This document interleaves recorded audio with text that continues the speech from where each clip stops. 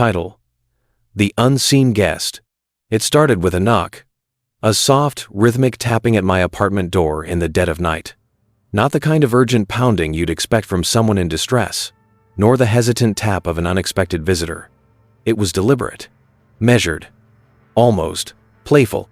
I glanced at the clock. 3:12 a.m. Unease curled in my stomach. My building had strict security, and guests had to be buzzed in. No one should be here. Ignoring it seemed the best course of action. I rolled over, pulling the blankets over my head. Then came the second knock. I froze. It wasn't louder, but closer, as if whoever was knocking had moved slightly inward past the threshold. But the door hadn't opened. I sat up, heart hammering against my ribs.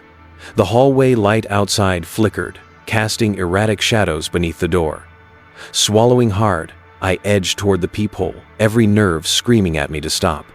The hallway was empty. I exhaled, relief washing over me until I noticed something.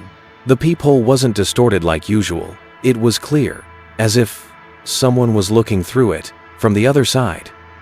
I stumbled backward, slamming into the dresser. My pulse roared in my ears. This wasn't possible. My phone. I needed to call someone, security, police, anyone. I grabbed it from the nightstand, but the screen was black, dead. The knocking resumed, but this time, it wasn't on the door. It was inside my apartment. I turned slowly, my breath shallow. The closet door. A gentle, deliberate tap against the wood. I stepped back. My apartment was small, there was nowhere to hide. No way anyone could have gotten in. Then, the door creaked open. Darkness yawned beyond the sliver of space, swallowing the dim light of my bedside lamp. A shape stood within. Not quite a shadow. Not quite solid. And it was watching me. I bolted for the front door. My fingers fumbled with the lock, but the knob wouldn't turn. It felt fused, like metal melted to itself. The air behind me thickened, heavy, suffocating. Then came the whisper. Not from the closet, not from the door, from right behind my ear. "Why won't you let me in?" I screamed, spinning around. Nothing. The shape was gone.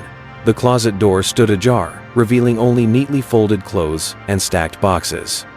I stumbled backward, my legs shaking. My breaths came fast, ragged. Maybe I was dreaming. Maybe I was losing my mind. But then the bedroom mirror caught my eye. My reflection was wrong. I wasn't facing it, but the reflection was, staring straight at me. And it was smiling. I didn't sleep that night. When dawn broke, I left the apartment, checking into a hotel across town. The least be damned I wasn't stepping foot back there. I should have felt safe. But that night in my hotel room, the knocking returned.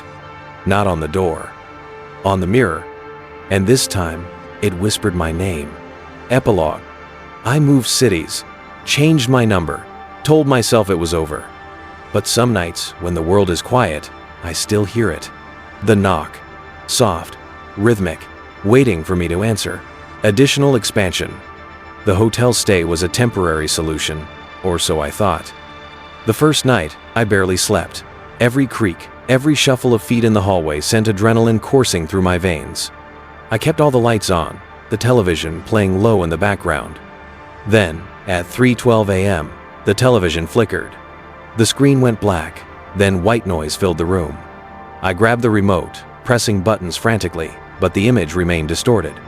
Through the static, a shadow moved. A figure, indistinct but there, watching, waiting. Then, the knock.